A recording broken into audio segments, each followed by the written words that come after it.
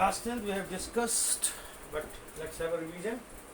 Bases क्या होते हैं, हम क्या कहते हैं, वो जो कोई भी मेटालिक ऑक्साइड हो, मेटालिक हाइड्रो ऑक्साइड हो या अमोनियम हाइड्रो ऑक्साइड हो, जो हमारा क्या काम करे, वाटर में डिज़ोल्व हो और OH आयन दे या एसिड के साथ रिएक्ट करे और क्या बनाए, सॉल्ट एंड वाटर ओनली, उसको हम क्या कह देते हैं, बेस। कुछ बेसिक प्रॉपर्टी क्या है कि अगर हम इनकी बात करें तो सबसे पहली चीज़ क्या आती है, दे हैव बिटर टेस्ट। इनका टेस्ट कैसा होता है, बिटर। दूसरी चीज़ क्या होती है, दे चेंज लिटमस पेपर का कलर बदलते हैं, जैसा एसिड करता है वैसा नहीं करते। और दूसरी बात क्या होती है, जो एल्कलीज होती हैं, एल्कलीज का हमारा क्या मतलब है, ये कैसा नेचर लेके चलती हैं, सोपी नेचर, थोड़ा सा सोपी टच होगा। एल्कलीज का मतलब है वाटर सॉल्यूबल बेसिस। आ रही है बात समझ, वो बेसिस जो पानी में डिजॉल्व हो सकते हैं आर टर्म्ड एज एल्कलीज। सारे बेसिस एल्कलीज नहीं है, लेकिन सारी एल्कलीज बेसिस हैं। We have discuss number of time, it's just a simple revision procedure is going on.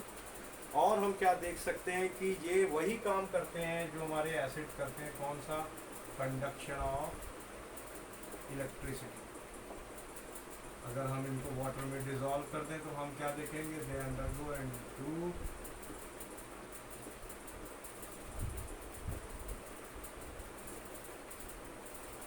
They conduct electricity.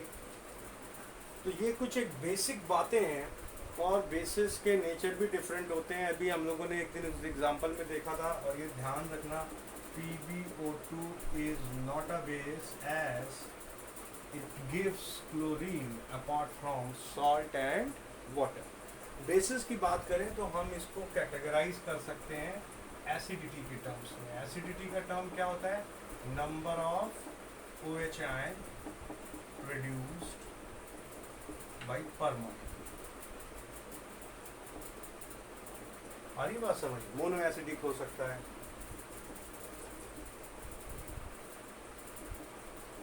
Die acidic हो सकता है, ट्राई एसिडिक हो सकता है, जैसे एल्युमिनियम हाइड्रोक्साइड है, फेरिक हाइड्रोक्साइड है, these are tri acidic. Ferrous hydroxide है, डाई एसिडिक। पोटेशियम हाइड्रोक्साइड है, जिसको कास्टिक पोटैश कहते हैं, NaOH है, वो हमारा किस कैटेगरी में चला जाएगा, मोनो एसिडिक। इसके अलावा हम अगर बेसिस को कैटेगराइज करना चाहें तो स्ट्रेंथ के बेसिस में भी कैटेगराइज कर सकते हैं। स्ट्रेंथ का क्या मतलब हुआ, किस पोटेंसी से वो काम कर रहे हैं, they could be either strong base और वीक बेस। स्ट्रॉन्ग बेस का क्या मतलब है, which ionises completely in the solution, and weak bases are those which does not ionizes completely, they have low concentration of hydroxyl ion। अगर हम बात करें तो कैल्शियम हाइड्रोक्साइड हमारा कैसा है, एक वीक बेस है। अमोनियम हाइड्रोक्साइड हमारा कैसा है, एक वीक बेस है। जबकि हमारा सोडियम हाइड्रोक्साइड की बात कर ले, पोटेशियम हाइड्रोक्साइड की बात कर ले, these all are strong base.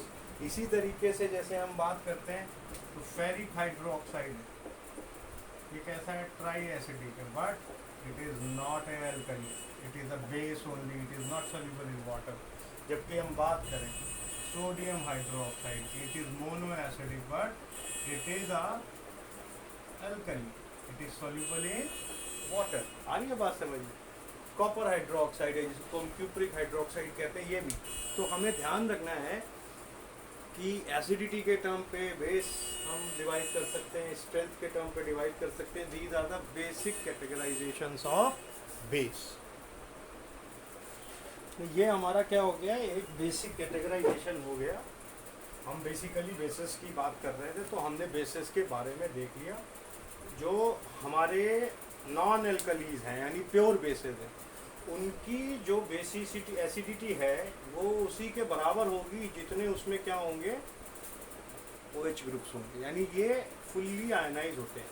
अगर हम बात करें तो बेसिस हमारे क्या करते हैं, turn red litmus to blue, जबकि एसिड हमारा क्या कर रहा था, it was turning blue litmus to red. Next काम क्या करते हैं बेसिस, अगर हम बात कर लें एल्कलीज की, नोट करते चलिएगा, ये सारे पॉइंट बहुत इंपॉर्टेंट हैं। एल्कलीज, रेड कलर जो है मिथाइल ऑरेंज का, इसको कन्वर्ट कर देते हैं yellow. They changes red colour of methyl orange to yellow. Similarly phenolphthalein को पिंक में कन्वर्ट कर देंगे, फिनोप्थलीन टू पिंक।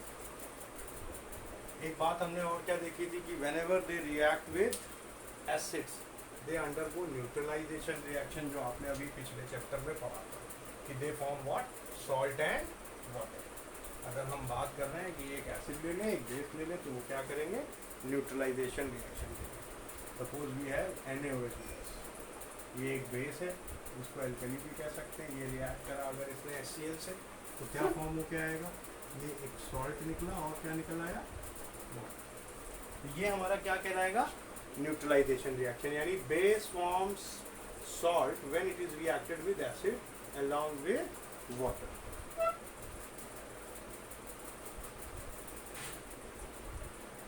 कुछ ऐसे हमारे बेसिस होते हैं जो एम्फोटेरिक नेचर शो करते हैं, तो वो हम क्या कहलाते हैं, एम्फोटेरिक बिहेवियर। यानी अभी हमने बेसिक नेचर क्या देखा कि बेस हमारा रिएक्ट कर रहा है एसिड से, लेकिन there are certain bases, there are certain hydroxide which are amphoteric in nature. Suppose हम बात करें एल्युमिनियम हाइड्रोक्साइड, ये जब रिएक्ट करता है HCl के साथ तो क्या बनाता है, एल्युमिनियम क्लोराइड बना देगा और 3 मॉलिक्यूल वाटर के निकाल देगा। तो ये तो एक सिंपल एग्जांपल है कि base is reacting with acid, लेकिन यही एल्युमिनियम हाइड्रोक्साइड क्या करता है, हमारा NaOH के साथ भी रिएक्ट कर सकता है। अब देखिए ये तो बेस हो गया और एक सॉल्ट हमें बना के देता है, क्या नाम है उसका, सोडियम एल्यूमिनेट, NaAlO2, और साथ में क्या निकल आया, 2 molecule.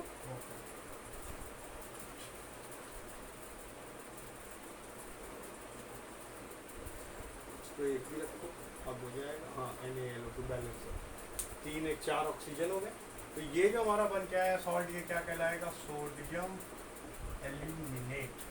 Keep in mind some bases also show what type of nature, amphoteric nature, means it react with acid as well as bases। कौन कौन से इसमें हमारे आ जाते हैं, इसके अलावा जिंक हाइड्रोक्साइड है और लेड हाइड्रोक्साइड है। तो ध्यान रखिए